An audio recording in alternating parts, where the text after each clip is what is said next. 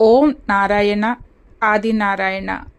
భగవాన్ శ్రీ వెంకయ్య స్వామి వారికి శతకోటి ప్రణామములు.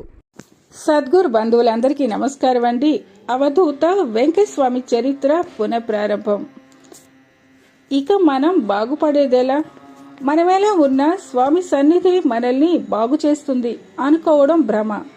పోయే వారిని పోనిచ్చేదే గదయ్యా అన్నదే స్వామి పద్ధతి. ఇట్టి జాగ్రత్తలతో మనకు మనమే ఉద్ధరించుకోవాలి. అటువంటి శ్రద్ధ కలిగిన వారికే జ్ఞానం లభిస్తుంది. శ్రద్ధవాన్ లభతే జ్ఞానం అని అటు వారిని మాత్రమే ఆధ్యాత్మిక రహస్యం బోధించాలని భగవద్గీత స్పష్టంగా చెప్తుంది. సాయిబాబా కూడా నేను 1-2 సార్లు హెచ్చరిస్తాను, వినుకుంటే నీ కర్మకు నేను వీడుస్తాను అన్నారు. ఇలా శ్రద్ధతో గురువునకు అనుసరించగలిగిన వారు మాత్రమే పొడుగున చెట్టునంటి పెట్టుకుని ఉన్న మామిడి కాయల వలె పండి పరమార్థం పొందుతారని, మిగిలిన వారు మధ్యలో రాలిపోయే పిందెలు మరియు పూతల్లాగా విఫలులవుతారని కూడా ఆయనే చెప్పారు. మనం ఎంతకాలం వారి సన్నిధిలో ఉన్నా ఈ సూత్రం తెలియకుంటే స్వామి నుండి కూడా మనం ఎట్టి శ్రేయస్సు పొందలేకున్నామన్నది స్పష్టమే కదా. మహాత్ములందరికీ పరస్పరం ఎంత ప్రేమ ఉంటుందో తెలిస్తే ఇతర మహాత్ముల పట్ల మన అసహనం వహించినప్పుడు మహాత్ములకు మనపై ఎంత అసహ్యం కలుగుతుందో ఊహించుకోవచ్చు. ఈ విషయం శ్రీ సాయిబాబా జీవిత చరిత్ర చదివితే స్పష్టంగా తెలుస్తుంది. సరి అయిన భావంతో మన సద్గురువుని సేవిస్తే ఉంటే మహాత్ములందరి ఆశీస్సులు మనకు లభిస్తాయి. మానవ జన్మ, బుద్ధి, ధర్మము, భక్తి, మహాత్ముల సాన్నిధ్యము లభించడము ఎంతో కష్టమో తెలియజేస్తుంది. ఈ గ్రంథంలో మనకు తెలుస్తుంది.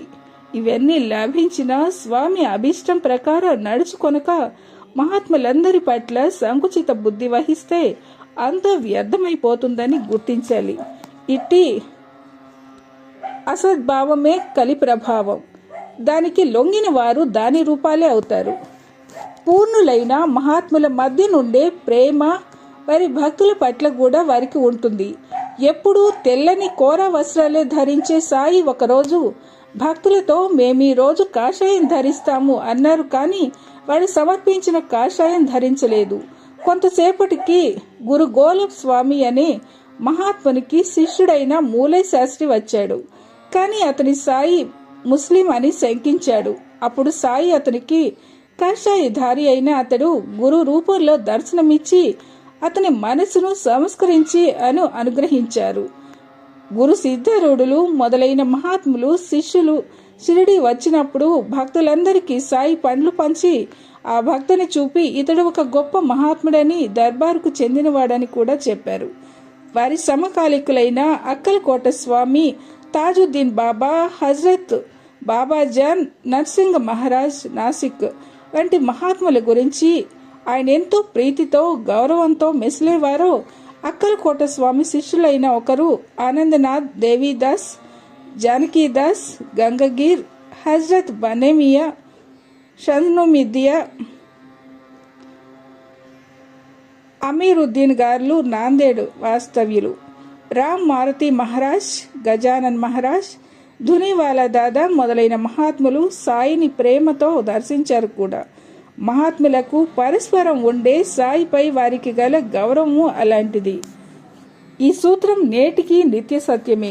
అవధూతలు చివట అమ్మ, వెంకయ్య స్వామి, మాయి అమ్మ, రామరెడ్డి తాత, అనసూయ మాత, పూండి, చీరాల, కడప, కాళహస్తిలోను అవధూతలు శ్రీ గులవని మహారాజ్, శ్రీ గజానన్ మహారాజ్, అక్కలకోట రంగనబాబు, పాకల్పాటి గురువుగారు మొదలైన వారు సాయిని ఎలా ప్రశంసించారో, ఆయనను సేవించే నన్ను, సాటి సాయి భక్తులను ఎలా ఆదరించారో శ్రీ సాయిబాబా జీవిత చరిత్ర చదివితే తెలుస్తుంది. అత్తారను సూఫీ మహాత్ములు అలానే సాంప్రదాయంలోని మహాత్ముల చరిత్రలు కూడా వ్రాశారు. ఈ విషయంలో శ్రీ వెంకయ్య స్వామి ఆచరించి చూపిన ఈ ఆధ్యాత్మిక సూత్రాన్ని కొంచెం ఆలోచించడం సముచితం. అది వారు విద్యానగర్ సాయిబాబా మందిరానికి రావటమే. ఆ వివరం మీరు ఈ గ్రంథంలో చదవబోతారు. సాయిబాబా పట్ల భక్తి, శ్రీ గురు చరిత్ర, శ్రీ సాయిబాబా జీవిత చరిత్ర పారాయణలే సుబ్బరామయ్యకు శ్రీ స్వామివారి సన్నిధిలో స్థిరంగా ఉండి సేవ చేసుకునే అవకాశము, స్వామి లీలలు సేకరించే మహాభాగ్యము కూడా అతనికి ప్రసాదించాయి. వాటిని బట్టి ఇట్టి ఆధ్యాత్మిక రహస్యాలతో కలిపి ఈ గ్రంథం వ్రాసే అవకాశం సాయి సేవకుడునైనా నాకు అనుగ్రహించడంతో తమ భక్తులు కూడా అనేక మంది మహాత్ముల చరిత్రలు బోధలు పఠించి ఉత్తమ సంస్కారాన్ని పొందాలనే స్వామి సంకల్పమే ఉండాలి. లేకుంటే అది నాకే ఎందుకు అనుగ్రహించాలి? ఇతర మహాత్ముల పట్ల సంకుచిత దృష్టి మౌఢ్యం గలవారికే ఇట్టి అవకాశం కల్పించి ఉండవచ్చు గదా. ఆయన ఒక్కరే కాదు, శ్రీ అక్కలకోట స్వామి, హజరత్ తాజుద్దీన్ బాబా, శ్రీ గజానన్ మహారాజ్, చివటో అమ్మ మొదలైన మహనీయులు కూడా తమ చరిత్రలను వ్రాసే భాగ్యం నాకు ప్రసాదించడంలో గల కారణం ఇదే. శ్రీ సాయికి శ్రీ స్వామికి గల సన్నిహిత అనుబంధము మరియు ఆదరణలెరిగిన ఆనాటి స్వామి భక్తుల తమకై తామే శ్రీ సాయిబాబా చిత్రపటము తెచ్చి ఆనాడు స్వామి సన్నిధిలో కుటీరంలో ఉంచారు. మహా సమాధి చెందాక కూడా వారి సమాధి వద్ద వారి పటంతో పాటు సాయిబాబా పటం కూడా వారి భక్తులే పెట్టుకున్నారు. ఆ సన్నిధిలో ఎందరో భక్తులు శ్రీ సాయిబాబా జీవిత చరిత్ర, శ్రీ గురు చరిత్ర పారాయణ చేసుకునేవారు. కానీ వారిలో ఎక్కువ మందికి స్వామి ప్రసాదించిన ఇట్టి విశేల దృష్టి సత్సంకల్పము పైపూతగా మాత్రమే అలవడింది కాబోలు. అందుకే అది సంకుచిత దృష్టి ప్రభావం వలన చెదిరిపోయినది. వీరు తిరుపతిలోని వెంకటేశ్వరుని ఆ పేరుతో పిలుస్తాము గాని సాయి దత్త అని పిలవము కదా. నేను నీ పేరుతో పిలిస్తే పలుకుతావు గాని మరో పేరుతో పిలిస్తే పలుకవు కదా అంటారు. తిరుపతిలో నిత్యము వెంకటేశ్వర స్వామిని మేల్కొల్పేటప్పుడు మొదట కౌసల్య సుప్రజారామ అని శ్రీరాముని పేరుతో సంబోధిస్తారు. అది విన్నాక కూడా మీరెందుకు కనువిప్పు కలగదో ఇందుకు కారణం కూడా వీరికి తెలియదు. అగ్నులైన మానవులు తమ నామ రూపాలే తామని భ్రమిస్తారు గనుకనే వారి పేరుతోనే పిలిస్తేనే పలుకుతారు. స్వామి కూడా అలాంటి వారేనని ఈ భక్తగ్రేసరుల అభిప్రాయం. స్వామి భగవంతుడన్న విశ్వాసం కూడా వీరికి కలగలేదు. లేకుంటే భగవంతుని నామమే లేదు, అనంత కోటి నామాలు ఉన్నాయి కదా. ఋషులు భగవంతుని సహస్ర నామాలతో కీర్తించారు కదా.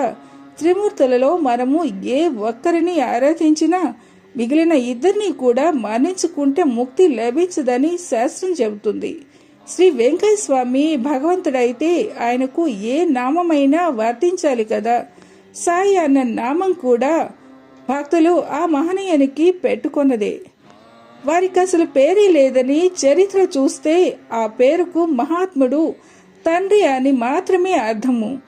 ఇది ఏ మహాత్ముడినైనా వర్తించిందే గదా.